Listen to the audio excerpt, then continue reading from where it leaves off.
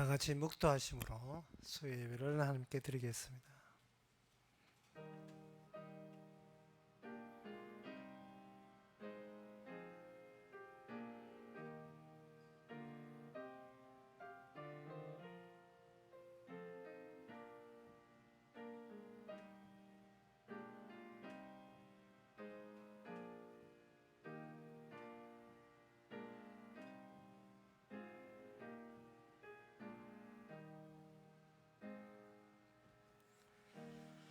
의인을 위하여 빛을 뿌리고 마음이 정직한 자를 위하여 기쁨을 뿌렸도다.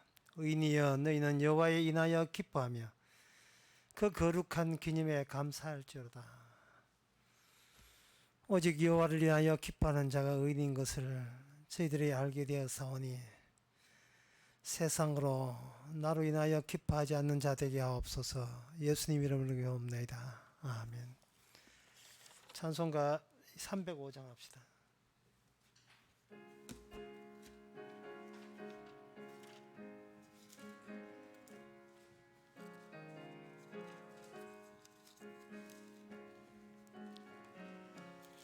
사철의 봄바람 불어있고 하나님 아버지 모셨으니 믿음의 반석도 든든하다.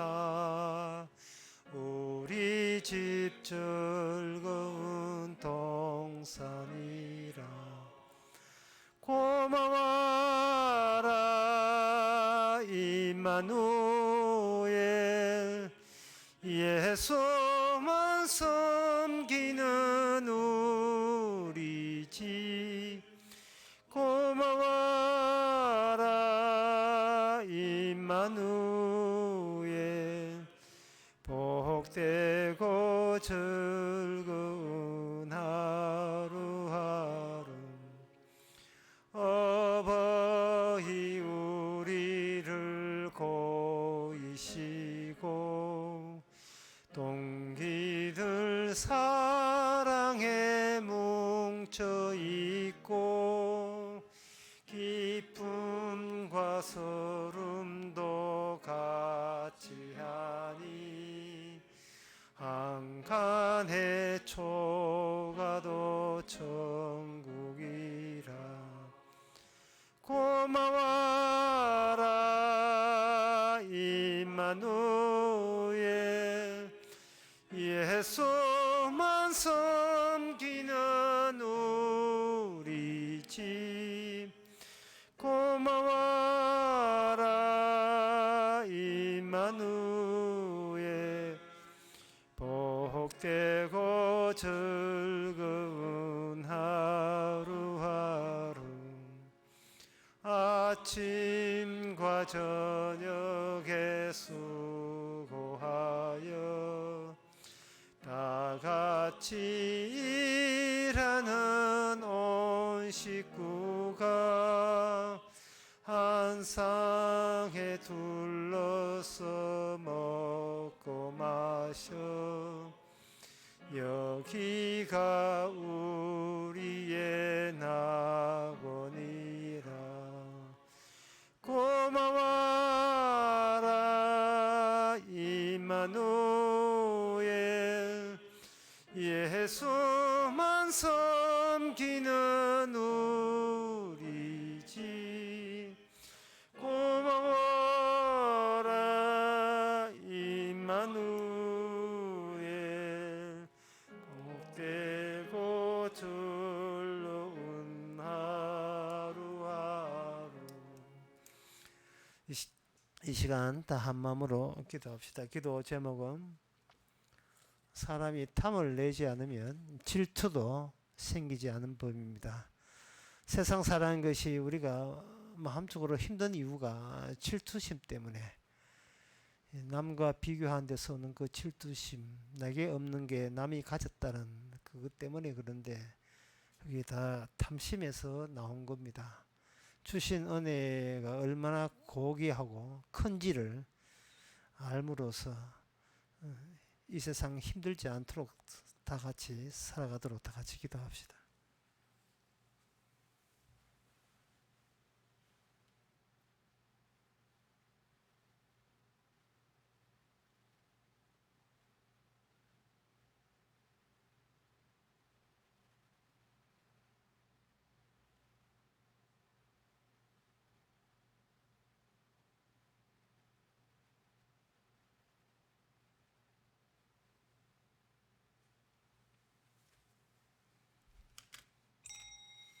하나님 아버지, 세상 따라가는 것이 얼마나 헐떡거리면서 숨을 가파르게 내쉬면서 따라가야 하는지, 하지만 평생을 살아 세상 따라가다가는 결국 넓은 길로 멸망의 길로 같이 파묻힐 수밖에 없음을 저희들이 미리 알게 하옵소서. 그들의 뒤를 따라갈 것이 아니라, 그들에게 질투심을 가질 것이 아니라, 주님 십자가 보이는 곳으로 주님 뒤만 따라갈 수 있는 저희들 되게 하옵소서. 예수님 이름으로 기도합나이다. 아멘.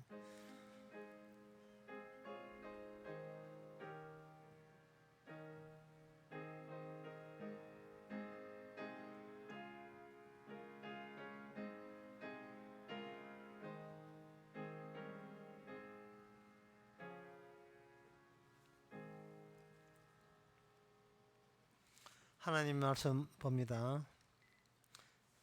하나님 말씀은 호세아 2장 4절에서 5절까지입니다.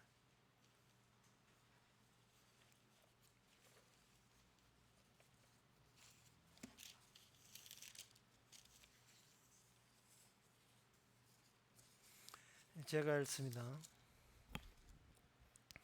여호와께서 가라사대 유다의 서너 가지 죄로 인하여 내가 그 벌을 돌이키지 아니하리니, 이는 저희가 여호와의 율법을 멸시하며 그 율례를 지키지 아니하고 그 열조에 따라가던 거짓 것에 미혹하였습니다. 내가 유다에 불을 보내리니 예루살렘의 궁궐들을 사르리라. 아멘. 여기에 보면 서너 가지의 죄가 나오는데, 이 서너 가지의 죄에 대해서 아모스 1장에 보게 되면 거기에 반복부처럼 반복해서 서나는 그 문장이 이 서너 가지 죄입니다. 1장 3절에 여호와께서 가라사대 다메섹의 서너 가지 죄로 인하여 내가 그 벌을 돌이키지 아니하리니, 그 다음에 6절에 보면 여호와께서 가라사대 가사의 서너 가지 죄로 인하여 내 벌을 돌이키지 아니하리니, 9절에 보면 여호와께서 가라사대 두루의 서너 가지 죄를 인하여 내가 그 벌을 돌이키지 아니하리니, 11절에 보면 여호와께서 가라사대 에돔의 서너 가지 죄를 인하여 내가 그 벌을 돌이키지 아니하리니, 13절에 보면 암몬 자손의 서너 가지 죄로 인하여 내가 그 벌을 돌이키지 아니하리니, 그리고 2장 1절에 보면 여호와께서 가라사대 모압의 서너 가지 죄를 위하여 내가 그 벌을 돌이키지 아니하리니, 여기 나오는 그 다멕색, 그 다음에 가사, 그 다음에 두로, 그 다음에 암몬, 에돔, 그 다음에 암몬, 모압, 이 나라들은 전부 다 이스라엘과 인접했던 나라였습니다. 북쪽에 있는 나라가 다멕색, 그리고 그 서남쪽에 있는 나라가 가사, 지금은 가자 지역이라 하죠. 가사, 블레셋 나라. 그 다음에 구절에 나오는 이 두로는 이스라엘의 북쪽인데 서북쪽에 있는 두로. 이 두로, 티로, 지금 티로라고 되어 있는데 투로. 지중해 연안에 있는 겁니다. 마을이 그 나라입니다. 그 다음에 11절에 에돔은 반대로 동쪽에 있는 나라. 에돔, 지금은 요르단에 속합니다. 그 다음에 여기 암몬, 에돔은 지금은 에돔은 저 이스라엘 쪽에 속하고, 그 다음에 암몬은 지금 요르단에 속하고, 그래 2장 1절에 나오는 모압도 역시 요르단에 속하는 겁니다. 이 나라들을 하나님께서 멸망시키는데, 멸망시키는 그 구실이 서너 가지 죄로 인하여 전부 다 멸망시킵니다. 이 서너 가지 죄, 뭐 5가지, 10가지, 100가지가 왜 서너 가지 죄로 굳혀놨냐 하면은 하나님께서 그들을 멸망시키는 데는 뭐 서너 가지 죄만 해도 충분하다 이 말입니다. 그러니까 이거는 멸망되는 것을 기정사실로 여기시고 멸망시킬 때 멸망시키는 일의 구실을 주님께서는 각자 서너 가지 죄만 이렇게 찾아내는 거예요. 그럼 이 서너 가지 죄라는 것은 멸망돼야 될 이유가 의해서 파생된 그런 그 죄들이 되는 겁니다.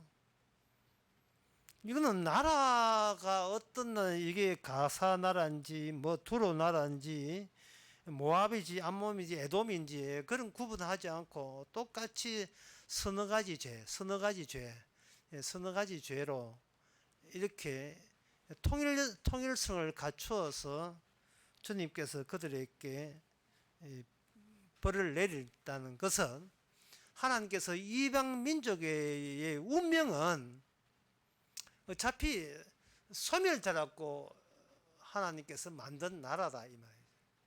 때가 된 거예요. 때가 되고 소멸시키는 겁니다. 없애버리는 겁니다. 그 없앨 때 하나님께서 그 6절 같은 데 보게 되면 그 3절에 보게 되면 지금의 시리아죠. 다메섹은 길앗이라는 그 동네를 타작하듯이 틀타작에도 타작하듯이 잔인하게 압박했다. 뭐 그렇게 해서 그걸 구실로 멸망시키고 그 다음에 그 6절에 보면 가자 지역에 요새 블레셋이죠. 블레셋의 죄에 대해서는 모든 사로잡은 자를 에돔에 붙이십니다. 그 이스라엘 사람들을 잡아다가 에돔 나라에 포로로 노예로 팔려고 하는 그것이 이제 서너 가지 죄에 해당이 되는 겁니다. 두르에 대해서는 그것은 바로 이스라엘 사람들을 역시 가져다가 노예로 에돔에다가 팔아먹었고 그때 나중에 헬라 사람에도 팔아먹었고 팔아먹었어요. 노예 장사를 해서 한데 10절에 보면 내 두루성에 불을 보리라 이렇게 했습니다. 그 다음에 그 11절에 나오는 에돔의 서너 가지 죄는 긍휼을 버리고 노를 항상 맹렬하게 분을 품어서 그렇다. 그래서 내가 불을 보내서 궁궐을 살인다 이래 되어 있고 13절에 암몬 자손은 거기에 잔인하게 길르앗 아이 벤 여인의 배를 갈랐습니다. 잔인하게 죽였다는 그걸 그 죄의 핵심으로 또 잡고 있습니다. 그리고 2장 1절에 에돔에 대해서는 그거는 모압에 대해서는 그 밑에 옆에 있는 나라, 서쪽으로 옆에 있는 나라 에돔 나라의 왕의 뼈를 불살라서 죽은 사람을 또 끄집어내서 잔인하게 또 그 가루로 만드는 그 죄에 대해서 하나님께서는 그들 나라를 멸망시킨다. 그렇게 되어 있습니다. 그러면 방금 언급한 그들의 죄를 그들이 만약에 안 지었다고 한다면 그 나라는 오래도록 번성하겠는가? 그렇지를 않습니다. 그 인간의 여기 나오는 모든 그 행위들은 어떤 그 힘이 자기가 그 나라를 건설하기 위해는 그들이 힘을 발휘하게 되어 있고요. 그 힘은 또 다른 힘을 만나 가지고 상대를 죽이지 아니하면, 그것도 잔인하게 죽이지 않으면 내가 잔인하게 당한다는 그 원칙이 이미 그 모든 이방 민족에 다 이렇게 장악되고 있었던 거예요. 뭐 잔인하게 죽이고 싶어 잔인하게 죽인 것이 아니고, 내가 그렇게 하지 않으면 저쪽에서 똑같은 입장을 내가 당한다는 거예요. 근데 이것은 무엇을 뜻하는, 이방 민족은 어떤 한계에, 이방 민족 자체가 어떤 한계에 놓여 있다, 이렇게 보시면 되는 겁니다. 그 올림픽에 보면 그 요만한 작은 보드를 타고 반원경으로 되어 있는 이런 벽을 위에 올라갔다가 또 내려갔다가 또 올라가도 제주 한번 공중에서 2번 하고 또 보드에 타고 내려갔다가 그러다가 시간 한 3분 되면 이제 내려오세요 해가 금메달 동메달 주는 그런 있거든요. 저끼리 그 반원된 그 홈에다가 그 골짜기 같은 거 만들어 놓고 왔다 갔다 하면서 하는데 백날 그것을 애들이 보도 타고 제주를 붙여봤자 그 반은 바깥으로는 나가면 실격이 되는 거예요. 바깥으로 나갈 수가 없어요. 그 인간이라 하는 것은 이거 그저 항아리 안에 담긴 그 신세가 되어 가지고 아무리 그들이 바르게 살고자 해도 결국은 하나님 보시기에 멸망할 수밖에 없는 그런 처지에 있습니다. 그것은 그 왜 그렇게 되어야 되는가, 무엇과 비교하느냐 하면 오늘 본문에 이제 들어가야 돼요. 오늘 본문에 보면 여호와께서 다른 말로 하면 이방 나라를 아무런 대책도 없고 아무런 해답도 없이 다만 소멸시키기 위해서 그들을 하여금 힘을 이리저리 발휘하게 하시는 그 하나님, 멸망될 수밖에 없는 운명으로 그렇게 만드신 그 여호와 하나님께서 유다에게도 마찬가지로 서너 가지 죄로 인하여 너에게 벌을 돌이키지 아니한다. 그렇게 너희들도 또 마찬가지로 너희들을 또 멸망당해야 되는데, 그러나 이 유다 민족과 다른 이방국의 차이점이 여기 있느냐 하면 바로 거기에 구체적으로 그들은 여호와의 내가 그 중에 여기 저희가 여호와의 율법을 멸시하며 그 율례를 지키지 아니하고 그 다음에 그 열조를 따라가던 거짓 것에 미혹하였습니다 라고 되어 있어요. 그러니까 유다 민족에게만 무슨 단어를 쓰냐 하면 거짓 것, 진실되지 않는 거짓 것을 섬겼기 때문에 이방 민족이 서너 가지 죄로 멸망하는 것과 동일하게 너도 그들과 마찬가지로 서너 가지 죄에 의해서 멸망해야 된다. 이 서너 가지 죄만 해도 충분하게 유다든 이방 민족이든 멸망하는 데는 하나님이 그만한 정당성을 가진다는 거예요. 서너 가지 죄. 그 차이점은 뭐냐? 이방 민족은 해답이 없어요. 그들이 멸망당하면서도 왜 멸망당하는지, 왜 소멸되는지 이유가 없어요. 그들은 자신이 거짓 것이라는 것조차도 몰라요. 그냥 태어나서 최선을 다하여 살 뿐이에요. 우리 자신이 살아가는 자체가 거짓이라는 생각을 그들은 어떻게 그런 생각을 할 수 있는 어떤 기준점이 없어요. 기준점이. 태어나서 살다가 그냥 죽지요. 그뿐이에요. 근데 하나님께서는 네가 서너 가지 더 많이 죄를 더 졌지만 서너 가지만 따져도 너는 불바다 돼도 마땅한 그러한 존재야 라고 이런 질책을 당하는 대상이 되는 겁니다. 유다도 그 거짓 것을 섬기기 때문에 그 거짓 것이 이방 민족 거거든요. 이방 민족 것을 동일하게 섬기기 때문에 이방 민족의 운명대로 너희들은 가야 된다. 그런데 너희들한테는 너희가 알아야 된다. 그게 바로 거짓 것이었다. 진실이 아니다. 진실이 아니었다. 거짓이었다. 라고 유대 지파한테만 그것을 알려주는 겁니다. 자, 그렇다면 그 거짓 것이 왜 벌을 받아야 되느냐 하면은 그 거짓 것으로 인하여 4절에 보면 율법을 멸시하고 율례를 지키지 아니한 것이 되고 말아요. 율법을 지키지 아니하고 그러니까 거짓 것의 용도가 뭐냐? 그냥 거짓 것을 율법도 지키고 거짓 것을 지키고 거짓 것도 우상도 섬기면 되지 않겠느냐 하지만 우상을 섬기는 그 자세가 바로 율례를 무시하고 율례를 지키지 아니한 그러한 자세고 모습이라는 겁니다. 거짓 것에 마음을 둔다는 자체가. 그렇다면 하나님께서 유다에게 이런 이야기 하는 것은 도대체 율법이 뭐냐, 율례가 뭐냐를 다른 민족은 망해도 그건 모르지만 유다 지파한테는 그걸 해답을 이야기하는 거죠. 해답을.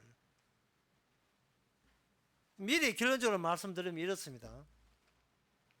율법은 뭐냐 하면은 하나님이 원하는 의가 단 하나로서 유일하게 그 존재한다는 것. 하나님의 원하는 의가 단 하나로서 이미 하나님께서 율법 속에 제공했다는 그것이 바로 율법의 목적입니다. 이래가지고는 제가 하는 취지를 무슨 말인지 잘 모르겠죠. 이렇게 보시면 됩니다. 인간은 자기 의로 구원을 받지 못한다는 겁니다. 자기 의로. 이것은 구원에 있어서 인간 세계에서 가르치는 모든 기독교나 모든 종교에서 가르치는 그 교리가 근본적으로 전부 다 우상적이고 엉터리고 거짓이라는 뜻입니다. 인간의 모든 종교라 하는 것은 네 의로 네가 구원받는다, 이것과 관련되어 있어요. 네가 구원받기 위해서는 네가 의로워야 돼, 이것과 관련되어 있습니다. 그런데 이 유다 나라에서는 초부터 하나님의 율법이 주어졌고 그 율법에는 어떤 중심지를 만들어요. 그것이 뭐냐 하면 성전입니다. 하나님께서 유다 나라에 다윗을 통해서 약속을 줬는데 인간은 인간을 낳지만 하나님의 약속은 약속을 낳아요. 계속해서 유다 나라의 약속을 이어져 가는데 그 약속의 핵심 부분이 뭐냐 하면 성전입니다. 우리가 미리 그 아모스 마지막 결론부를 미리 보게 되면 아모스 9장 11절 12절에 보면 그날에 내가 다윗이 무너진 천막을 일으키고 이래 되었어요. 이게 하나님이 계시는 것이에요. 이게 유다 나라의 존재 이유가 뭐냐 하면은 하나님이 자기가 살만한 거주지를 만들기 위해서 유다 나라를 만든 겁니다. 이방 나라는 애초부터 하나님의 거주지 대상이 안 돼요. 그래서 하나님의 계획은 이거예요. 하나님의 거주지가 완성이 되게 되면 유다 나라는 어떤 구실을 타다서라도 이게 다 제거돼야 되는 겁니다. 이방 나라들은. 하나님의 거주지가 아닌 것은 다 삭제시켜버리는, 없애버리는 거예요. 이게 하나님의 계획입니다. 예, 제 목숨 걸고 자신있게 얘기합니다. 하나님께서는 자기의 거주지 생기면 거주지가 아닌 것은 다 없애버려요. 다 불로서 이 핑계 저 핑계 대가 다 죄졌다는 핑계 대고 다 없애버립니다. 상당히 이건 핑계 정도가 아니죠. 진실인데 왜냐하면 하나님의 거주하려면 하나님의 만족스러운 의가 그 의자가 있는 현장이어야 해요. 그 현장이 하나님의 의가 만들어지는 현장이어야 됩니다. 그러면 그 하나님의 의를 위해서는 모든 율법이 거기에다가 집중돼야 돼요. 그 하나님의 모든 말씀이 거기에 다 모여져야 돼요. 약속이 그 안에 다 모여져야 되는 거예요. 그렇다면 이 유다 나라의 특징은 뭐냐? 다른 나라는 나라가 있고 똑바로 해 이렇게 나와가지고 똑바로 안 해 그럼 멸망당 이렇게 되지만 유다 나라 같은 경우, 이스라엘 같은 경우에는 특징이 뭐냐 하면은 이 나라를 하나님이 친히 먼저 세웠다는 거예요. 하나님이 친히 먼저 만들고 이미 만들어진 이 나라에서 하나님께서 깎아내는 작업을 하는 겁니다. 깎아내는 작업. 그러니까 옛날에 그 중세 때 조각가들이 조각을 어떻게 했느냐 하면은 이거 깎아내는 거예요. 사각형 된 직사각형 되는 이런 대리석을 가져와 가지고 외부에서부터 깎아내는 겁니다. 깎아내면 그 안에 뭔가 작품 하나 나오죠. 유다 나라에 주님의 거주지가 이미 들어있는데 유다 나라 이 사람들이 그것 때문에 하나님께서 자기 나라를 이렇게 만들었다는 사실을 모르고 이게 거짓것, 그렇게 이방 민족들이 하는 그 버릇대로 우리도 저 나라처럼 잘 살아보자 해가지고 여호와를 버리고 하나님의 약속을 버리고 윤리와 법도를 무시하고 율법을 멸시하고 저쪽 법대로 그냥 따라간 거예요. 왜? 번창하고 잘 먹고 잘 사니까요. 그들은 잘 먹고 잘 사는 게 복을 받아서 잘 먹고 잘 산다고 생각하는 거예요. 이게 두로 같은 지방에는 너무너무 잘 살았어요. 모든 나라가 다 허무했어요. 너무 잘 살아서 무역이 장사가 다 이윤을 많이 남기니까 이번에 이 소득이 굉장히 많은 게 두로 이 지정해 무역항이니까. 그래서 전부 다 그 이사야 같은 데 보면 야, 이 너무 잘 사니까 뭐 부러울 게 없어요. 너무 잘 사니까. 그런데 그 두로 나라가 어떻게 되었습니까? 이 무역 장사, 노예 무역 장사하다가 1장 9절에서 서너 가지 죄에 걸려 가지고 소멸해 버리잖아요. 그 소멸하면서 그들의 비극은 왜 소멸돼야 되는지, 왜 멸망돼야 되는지 아무 이유도 모르는 채 그냥 멸망당하는 겁니다. 하나님께서 유다 나라를 깎아내릴 때 바로 이런 점이 바로 이방 나라하고 동일한 점이야라고 깎아내리는 거예요. 불사질러 버리고. 그러면 유대 나라는 여호와 하나님이 자기 나라를 멸망시킬 때 도리어 감사해야 돼요. 고마워해야 된다고요. 왜냐하면 이미 하나님께서 계획하는 바는 인간의 어떤 범죄라도 절대로 흔들림이 없이 차질 없이 이루어짐을 도리어 기뻐해야 되거든요. 자기는 여기 서너 가지 죄로 멸망당하고 그 나라 자기 고향에서 떠나서 포로 생활을 하더라도 그렇게 해답을 알고 포로 생활하고 해답을 알고 망해야죠. 그러면 되는 겁니다. 코로나19가 뭐 그냥 뭐 예수 믿는 사람 안 믿는 사람 그 구분 안 하잖아요. 다 잘라버리죠. 인간의 육신 자체가 이게 소멸돼야 돼요. 그러나 성도도 역시 죽습니다. 죽으면서 성도하고 비성도의 차이점은 성도는 해답을 알고 죽는 거예요. 그래서 죽어도 괜찮은 거예요. 그 하나님의 그 의가 있는 그 자리, 하나님의 의가 있는 자리, 성전의 자리인데 그 성전에서 의가 나옴으로 말미암아 이스라엘의 특징은, 다윗의 특징은 개개인이 사적인 의는 아무짝도 소용없음을 천명하는 거예요.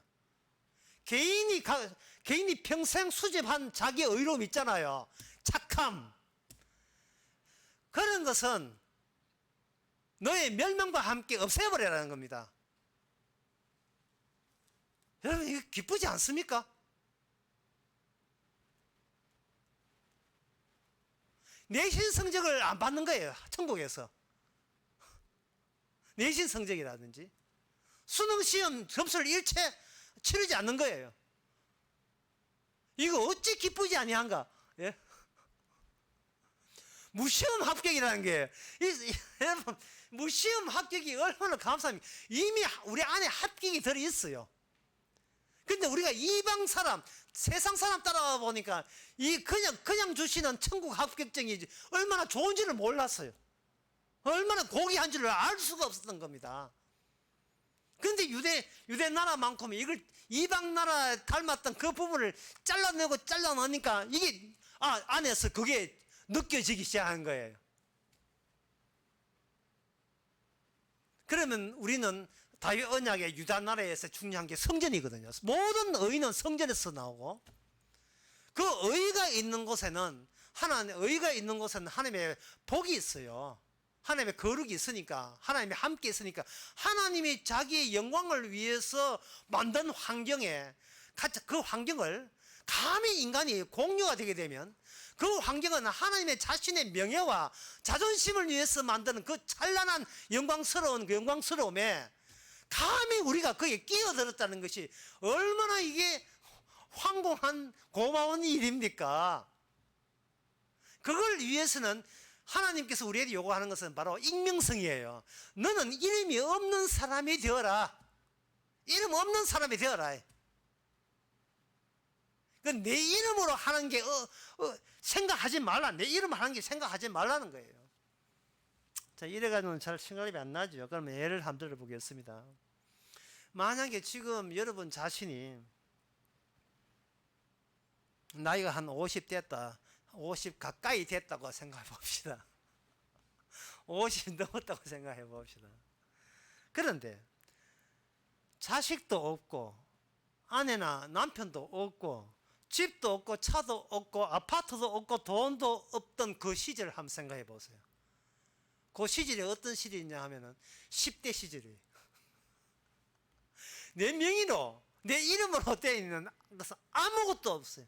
심지어 여자친구도 없어. 아무것도 없어. 집에 강아지 있으면 강아지 언제 죽을 줄 모르고.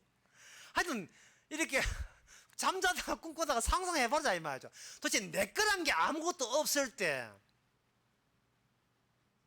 여러분의 목숨을 위해서 여러분은 뭘 갖고 싶습니까? 어떤 걸 갖고 싶어요? 그저 뭐 이참에 딴 건 원하지 않고 내가 나중에 어른이 됐다면, 내가 20대 어른이 됐다면 그저 조그마한 집 한 37평 그 강남에 그런 거 정도 그런 아파트 한 33평짜리 아파트에 있으면 들은 소원 없겠다. 그게 바로 이방민족이에요. 왜냐하면 자신을 흐릿하게 만드는 것이 아니고 내가 없다 때문에 나는 더욱더 강렬하게 나 자아가 공고히 되는 거예요. 강하게 자기 자신에게 집착이 되는 거예요. 그러면 돈은 또 한 뭐 다른 필요 없고 한 7억 정도만 이렇게 은행에 잠고 7억 정도만 쓰고, 차는 그냥 굴러 가는 거, 그냥 BMW 정도, 그냥 굴러 가는 거 이런 게, 예, 그 정도. 뭐 랜드로버 하면 그 정도, 영국제 그 정도, 산에도 막 올라가는 거, 사륜 그런 거. 그리고 뭐 여자친구하고 결혼하는데 뭐 여자친구는 여자는 다 귀하니까 아무 여자 손예진 같은 그런 그 정도 얼굴 손예진이라 이런 그 정도. 그럴 때 생각이 그렇게 이제 플러스 해놓고 나는 얼마나 행복할까 생각해. 그러니까 이 사람은 자기로부터 자기가 없는 세계를 상상을 못하는 거예요. 아까 말한 보드 타기예요. 반원의 경기장에서 맨날 올라갔다가 내려갔다가, 올라갈 땐 좋다 까불다가 사망하면 내려가 좌절하고, 부도 나서 좌절하고, 올라갔다가 내려갔다가 올라갔다가 내려갔다가, 예? 코로나 때문에 좌절을 하다가 또 희망 희망 지원금 또 1인당 10만 원 줘가지고 또 잠시 한 32분 동안 그 좋아했다가 또 올라가 또 내려갔다가. 근데 항상 집착하는 게 뭐냐면 내가 소멸한다는 것은 내 사전에는 없다. 그게 바로 이방 민족입니다. 왜 네가 있어야 되는 데는 그보다 더 큰 그런 배우의 그런 이유를 몰라요. 그러니까 사적인 영역뿐이에요. 내 사적인 영역을 떠나는 어떤 공적인 하나님이 만드는 공적인 영역에서 있는지 없는지도 모릅니다. 우리는 그 창세기 18장에서 아브라함이 그렇게 생각했던 때가 있었어요. 소돔과 고모라를 멸망한다. 자기 조카가 사는 그 소돔과 고모라를 멸망한다 하니까 다급해가 아브라함이 다급하게 기도합니다. 하나님 50명만 의인 50명만 있어도 소돔과 고모라에 50명 있다면 그래도 심판하셔야 됩니까? 그 50명이 아깝지 않겠습니까? 우울하지 않겠습니까? 라고 할 때 하나님께서 50명 없다. 그러면 45명 없다. 40명 없다. 30명 없다. 20명 없다. 왜 아브라함이 그런 기도를 합니까? 아브라함은 신약 시대의 그 원리를 몰라요. 신약 시대는 하나님께서 멸망한다는 말은 뭐냐 하면은 하나님이 원하는 의는 이미 만들어졌다는 거예요. 단 한 분에 의해서. 니들 말고, 너의 사적인 의 말고, 너의 자기 가져간 너의 만들었던 자기 의 말고 따로이 하나님께서 모든 말씀과 율법을 다 집중시킨 그분에 의해서 하나님의 의가 이 마련되어 있어요. 의가 있기 때문에 멸망하는 거예요. 지금 의가 있기 때문에 코로나19를 전 세계에다가 다 한 식구로서 다 보낸 이유는 이미 이 세상에는 하나님의 의가 있기 때문에 이 지구상에 있는 모든 인간은 죽어도 상관없어요. 왜? 의가 있으니까. 그게 바로 다윗 언약으로 형성된 이스라엘, 유다나라, 이스라엘의 특징이 그거예요. 이스라엘은 중요한 것은 이스라엘 인구가 아니라 성전이 있다는 거예요. 그것도 여러 군데가 단 한 군데. 그 성전이 하나님의 거주지가 되고 거기에 하나님의 거룩과 의가 있어요. 그러면 그 의는 그 의는 어떤 작용을 하냐면은 자기 의로 이방인들처럼 자기 의로 자기가 구원받고자 하는 모든 것과는 차이나게 차별되게 유다 민족, 다시 말해서 성전에 있는 유다 민족만큼은 어떤 자기의 잘못이 있을 때는 그냥 간직하지 말고 어디로 오느냐? 그러니까 서너 가지의 죄가 있을 때는 그냥 있지 말고 어디로 오느냐? 성전의 하나님의 거주지, 성전, 하나님의 의가 유일하게 있는 곳, 그것을 향하여 자기 자신의 자기 생각을 그냥 거기다가 포기하는 거예요. 주의 이름으로, 주님만이 계시는 주님의 그 해답으로, 정답으로 내 이름 말고, 없어져야 될 내 이방인 같은 내 이름 말고, 저는 익명성입니다. 이름 말고 주의 이름으로, 그 다음에 내 죄를 용서해 주시옵소서. 그 의가 내 죄를 이겼다는 그 사실을 저에게 확인시켜 주옵소서. 그렇다면 저희들도 그 하나의 의에 집중하겠습니다. 그것만 쳐다보고 나를 잊어버리겠습니다. 그렇게 기도하라고 열왕기상 8장에서 솔로몬을 통해서 하나님이 이야기했어요. 네가 죄가 오고 전쟁에 상장하고 병이 아프고 그런 것은 늘 있게 말인데 그럴 때마다 성전을 하여 기도하게 되면 네가 용서될 것이라는 겁니다. 이 점을 위해서 하나님께서는 율법을 주신 거예요. 율법이라 하는 것은 뭐냐? 죄가 있는 곳에 율법이 오게 되어 있어요. 만약에 어떤 마을에 평화로운 마을이 있는데 갑자기 그 마을을 경찰이나 군대가 보호해가지고 너희는 범인은 들어라, 너희는 포위되었다, 하고 경찰이 형사들을 앞장서가지고 수색영장 들고 와가지고 그 이장이 와서서 이거 경찰분들이 왜 계십니까? 이곳에 우리가 찾는 범인이 여기에 숨어들었습니다. 색출할 테니까 협조 부탁합니다. 왜 경찰이 몰려오겠어요? 왜 율법에 정죄가 있겠습니까? 왜 유다의 서너 가지 죄 때문에 주님께서 이렇게 불을 지르겠습니까? 불 지른 게 경찰 온 거거든요. 율법에 합당한 벌을 내린다. 그 이유가 뭐냐? 그 네 안에 정답이 있기 때문에 그래요. 이방인들은 정답 모르고 그냥 소멸해버려요. 왜? 이스라엘에 건접해 있으니까. 이스라엘과 옆에 있다는 것 때문에 그들은 이 핑계 저 핑계 대고 다 멸망해버려요. 왜 형제 나라를 건드렸냐? 왜 이스라엘을 노예로 잡았느냐? 그럼 노예 안 잡히면 그들은 멸망 안 하게요? 아니에요. 다른 또 서너 가지가 또 생겨요. 그들은 해답을 모르는 겁니다. 그 해답을 모른다는 점에서 유다도 마찬가지예요. 근데 유다 나라가 명한 이유는 이방 나라를 그냥 본받았어요. 이방 나라를 본받다는 말은 모든 것이, 제가 아까 예를 들은 것처럼 모든 생각이 내가 어떻게 잘 되겠는가? 내가 어떻게 건사되겠는가? 오직 자기 이름을 포기할 줄을 모르는 거예요. 나 외에 다른 이름을 부르지 말라고 했건만 그들은 계속 자기 이름만 불러대고 있는 겁니다. 그런데 고맙게도 하나님께서는 율법을 통해서 그들을 그 범인을 잡아내는 거죠. 이렇게 된 것은 그 범인이 오늘 본문에 보면 거짓것, 거짓것이에요. 거짓것. 거짓이라 하는 것은 눈에 보이는 현상 안에서만 해답을 얻는 것을 거짓것이라 하는 겁니다. 여기 히브리서 11장 3절에 보면 이런 말씀 나오거든요. 모든 세계가 하나님의 말씀으로 지어진 줄을 우리가 아나니 보이는 것은 나타난 것으로 말미암은 것이 아니다. 보이는 것은 나타난 것으로 말미암지 된 것이 아니다. 보이는 것을 설명할 때 보이는 것을 나타난 것을 설명해서는 안 된다. 그럼 뭐로 설명해야 됩니까? 그것은 하나님의 말씀으로, 약속으로, 하나님의 법으로 설명해야죠. 약속으로 설명해야 돼요. 인간은 인간을 낳지만 약속은 약속을 계속 흘러내리는 거예요. 약속은 스텔스 기가 같아서 레이더에 걸리지 않아요. 레이더에 비행기인데 스텔스, 이 비행기 레이더 안 걸리는데 폭격만 하는 거예요. 지금 사람이 사람을 때리면 사람이 고소해야 되지 않습니까? 그렇죠? 저 사람이 나를 때렸다고 지목을 해야 되는데 신종 코로나 주신 분한테 왜 고소 안 합니까? 이 스텔스기거든요. 눈에 안 보여요. 말씀이거든요. 나타난 것이 아니에요. 보이는 것도 아니에요. 나타나는 거 보이는 거 서로 해명이나 설명이 해석이 아무리 해봐야 그건 이방민족이에요. 설명이 안 돼요. 내가 나에 대해서 나를 설명 못한다 이 말이죠. 우리는 나 자식께 해답이 없어요.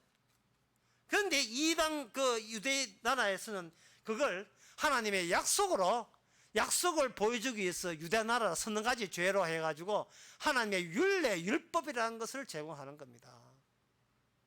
그래서 범인이 잡혔을 때에 보통 범인 잡히면 이런 이야기 하죠. 미란다 고지를 하는 겁니다.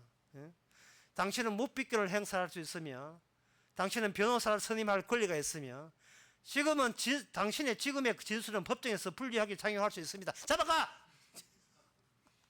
이거 친절한 거예요. 당신 범인한 뜻이에요. 범인한 뜻이기 때문에 범인한 뜻이 때문에 이런 이야기 하는 거예요. 당신은 이제 죽었어. 당신은.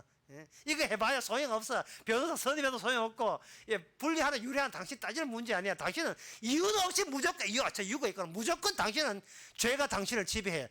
이게 바로 미란다 코지거든요. 율법이 바로 율법이 그 기능을 하는 거예요. 율법이.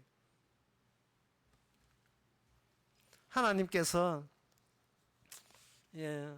이스라엘 백성에게 율법으로 어떻게 작용하는 좋은 예가 열왕기하 4장 18절에 나옵니다. 그 참 좋은 예가 되는데요. 거기에 보면 그 엘리사가 나오고요. 선지자 엘리사 나오고 수넴 여인이 나옵니다. 이 수넴 여인에 대해서 8절에 보면 엘리사의 수넴이 이랬더니 거기 한 귀한 여인이 있어 강권하여 음식을 먹게 한 거로 엘리사가 그곳에 지날 때마다 음식을 먹으려 거기에 들어갔다 그랬어요. 저는 이거 언젠가 강의하면서 이 수넴 여인을 저는 정경 부인이라고 생각했어요. 정경 부인. 아주 덕이 있고 배운 사람이고 인품이 한없이 크고 그리고 선지자에게 대접할 줄 알고 진짜 영적 세계의 정경 부인. 최고의 특성을 가진 고귀한 여인의 상에 향기가 나오는 그런 여인. 향기 같은 소리 하고 있는데 그 여인이 열왕기하 4장 18절에 보니까 그 아이가 저기 자라매 하루는 곡식 베는 자가 나가서 그 아비에게 이르더니 그 아비에게 이르되 내 머리야 하는지라 그 아이가 사안에 명하여 아비에게 데려가 이르되 있어. 이게 뭐냐 하면 원래 이 정경 부인에게 아기가 없었는데 엘리사 해가지고 아기를 생긴다고 예언을 한 거예요. 그러니까 이 아주 고매한 품기를 가진 이 여인이 감사하면서 더욱더 선지자를 섬겼겠죠. 그런데 그 아이는 없고 남편이 늙었지만 아이를 얻게 됐는데 그 아이가 나중에 죽었어요. 죽고 난 뒤에 그렇게 성경이 고매하고 품이 있던 여인이 이제는 선지자에게 악담을 넣어놓기 시작합니다. 이게 인간입니다.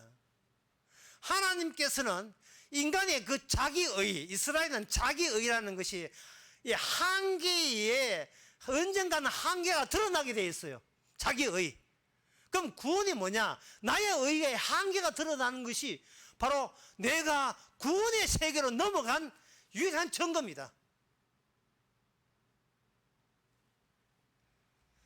하나님의 의에 의해서 우리가 연결되어 있는 사람의 특징은 뭐냐 하면 한 번 그쪽 나라로 넘어가게 되면 이 현상의 세계에서 있다가 하나님의 이 세상에 있게 하는 그 말씀의 배후에 말씀의 세계, 약속의 세계에 넘어가 버리면 두 번 다시 약속의 세계에서 현상의 세계로 넘어올 재주가 우리에게 없다는 거.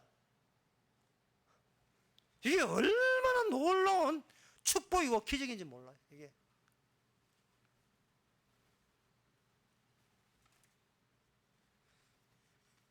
누가복음 16장 26절에 보게 되면 이런 말씀 나오거든요. 거지 나사로하고 부자의 비유에서 예수님 하신 말씀이 그 거지 나사로가 천국 간 거 여러분 아시죠? 낙원에 갔습니다. 낙원에 가니까 지옥 간 부자가 그게 저 보니까 지가 세피아에 시차에 봤던 아주 우습게 봤던 거지가 지금 천국 가 있거든요. 천국 가면 얼마나 에어컨이 빵빵한지 시원하게. 자기는 지금 뜨거워서 꼭 반대라. 예, 지옥의 고통에 꼭 반대치가 천국의 기쁨이거든요. 완전히 약올리기예요.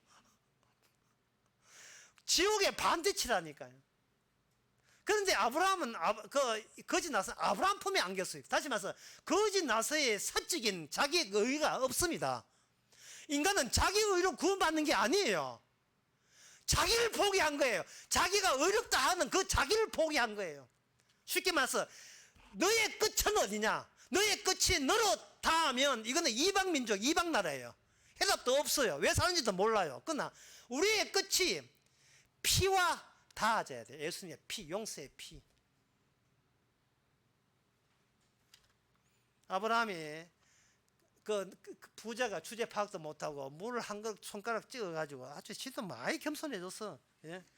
에비앙 그냥 에비앙 한 통 달라고 하는데 그것 아니야 욕심만 안 돼. 그냥 물 한 방울만 손가락 찍어서 보내달라고 하니까 하는 말이 너희와 우리 사이에는 큰 구렁이가 끼어 있어. 여기서 너희가 건너가고자 하도 할 수 없고 거기서 우리에게 건너올 수도 없게 하였느니라. 이게 신약에서는 성령을 통해서요. 이미 우리 성령인 사람이 이미 여기 우리 안에 성령이 주님의 거주지거든요. 우리가 우리 안에 이게 몸은 허접하지만 우리 안에 성령이 거주자 되어버리면 우리 신세가 어떤 신세냐면 이미 천국 간 그 천국의 세계에서 다시 현상의 세계로 눈에 보이는 세계로 다시 올 수가 없어요. 주께서 올 수 없게 하신 거예요.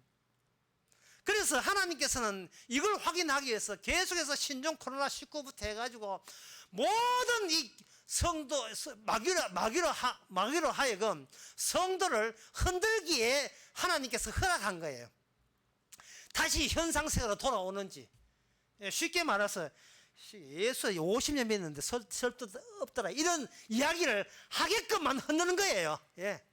내가 신학 박사가 돼도 역시 뭐 예수님 하는 거 보니까 예수는 눈에 보이지도 않고 그냥 나 착각이고 예수님 이야기나 뭐 부처 이야기나 내보니 똑같아 뭐 이런 식으로 다시 와서 이게 보드 게임 하던 것처럼 백날 올라가 봐야 도로 미끄러지게 내려오고 이쪽으로 올라가 봐야 미끄러지네. 역시 인간의 믿을 것은 나의 의로움과 나의 착함, 나의 성실함밖에 없다.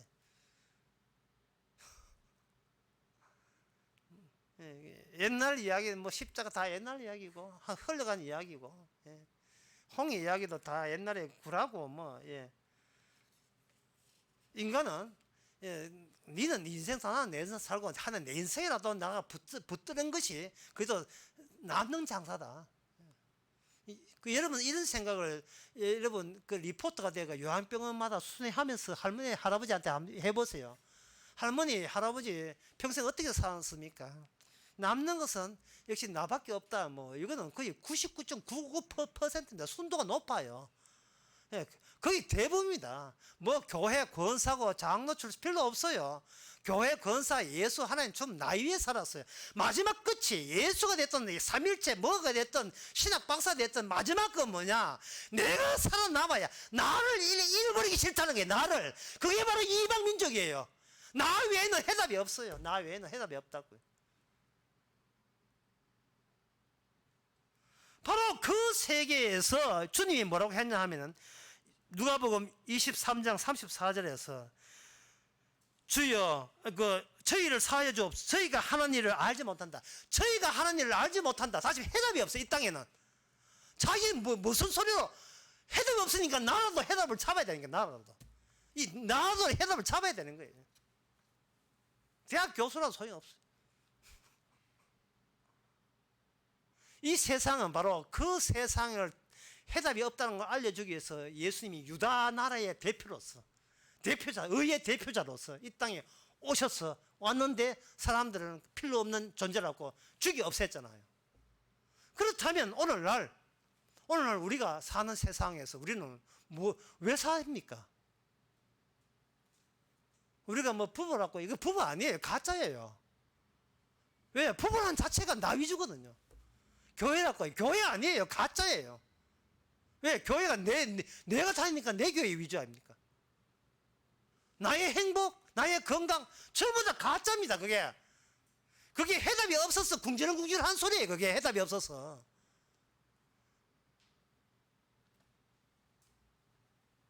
이미 여인은 확정되었어요. 그러면 남은 것은 내가 어떻게 되는가요? 날 없애버리면 되는 겁니다.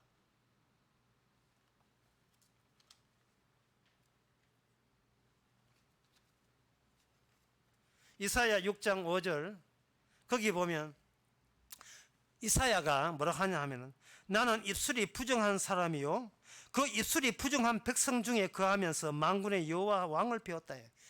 자기만 입술이 부정한 것이 아니고 내가 살아보려고 애썼더니 몸담아뒀던 이 세상 전부가 해답을 주님을 만나고 보니까 전부 다 해답이 아니라 오히려 해답을 추방하는 세계, 가짜 세계, 전부 다 엉터리 세계. 나도 엉터리, 그들도 엉터리밖에 없는 거예요. 엉터리니까 엉터리 안 되려고 하지 마세요. 그냥 엉터리 되세요. 우리의 마지막 우리의 주님의 용서가 흘러오는 지점은 무슨 지점이냐? 십자가 그 지점밖에 없어요. 그 지점, 우리가 이 땅에 살아가는 모든 말과 행동 속에서 마지막 닿는 곳은 그 검은 피, 주님의 흘러쓴 그 피가 뚝뚝 떨어진 그 길, 피가 보이는 그 길, 그것 앞에 우리는 결국 닿아져야 돼. 만남이 있어줘야 돼. 매사가. 그럼 어떻게 그 피가 닿아지는가? 주님의 거주지 천국에서 성령 오게 되면 성령은 우리가 이제는 더 이상 다시는 지옥으로 올 수 없이 넘어가 버린 그 경계선, 부자와 거지 나사의 경계선을 우리로 하여금 목격하게 만들고 그걸 느끼게 만들어요. 그 어떻게 느끼는가? 그게 만남이죠. 여러분 세상에 나와서 많은 사람을 만나세요. 만나면서 그것만 보세요. 당신의 말과 말 하나, 언어, 단어 그리고 행동의 끝을 통해서 당신은 지금 무엇과 닿아져 있습니까? 당신 자신의 자기 잘남과 의와 닿아져 있는가?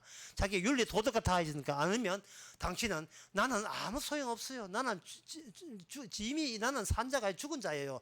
그 하나고 이야기하면서 예수님의 피를 자랑하고 피와 닿아져 있는지 그걸 살필 수 있는 눈, 그거는 바로 본인도 모든 것이 깎였고 주님의 해답을 운반하고 있는 이 땅에서 해답을 증거하고 있는 그 성령 받은 진짜 이스라엘 사람입니다. 기도하겠습니다. 하나님 아버지, 이미 의가 십자가로서 의인 된 이상 개인적으로 갖고 있는 의를 우리 자신과 함께 버리게 하여 주시옵소서. 쓸데없고 필요 없는 것으로 하여금 우리가 너무 매여 있었습니다. 주여, 세상을 너무 집착했고 사랑했는 것은 우리 자신을 사랑했기 때문인 것을 깨닫게 해주시고 우리가 이제는 잃어버려도 되는 자인 것을 오히려 감사케 하옵소서. 예수님의 이름으로 기도합니다. 아멘. 찬송가 315장 합시다.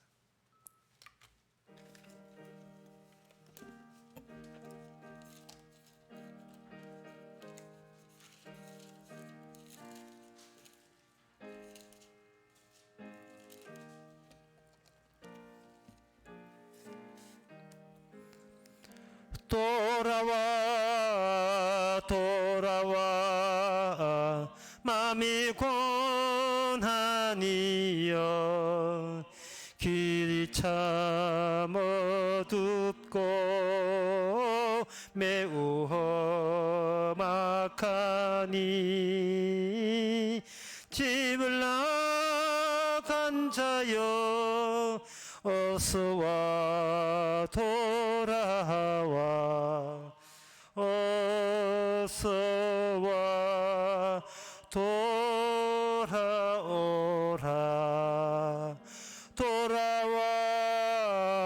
돌아와 해가 질 때까지 기다리고 계신 우리 아버지께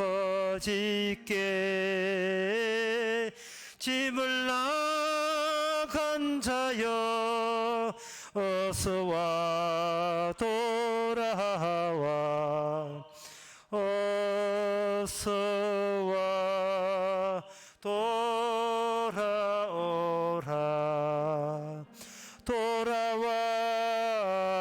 돌아와 환난이 있는 곳과 죄를 범한 데와 미혹받는 데서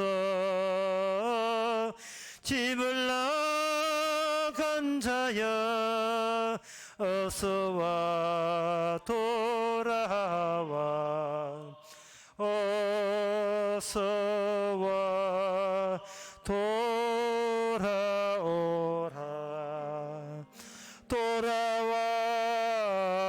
돌아와 집에 돌아오라 모든 것 풍성한 아버지 집으로